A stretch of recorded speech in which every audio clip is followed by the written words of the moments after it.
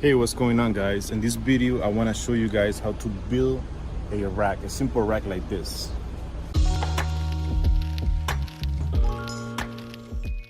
Hey, what's going on, guys? So recently I made this rack.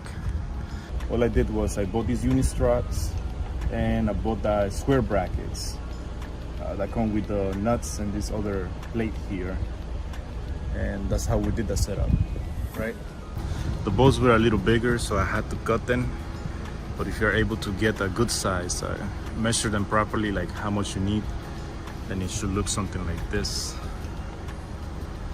Unfortunately, I bought these square brackets were a little bigger, so I had to cut them. But if you're able to cut, purchase the exact, maybe a smaller length.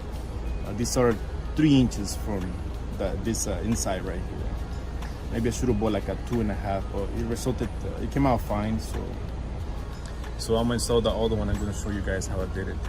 So far I only installed this one so far. So this is the final look. So I chose this because I'm planning to install some solar panels next, in the next video. So stay tuned. Thank you. Have a good day.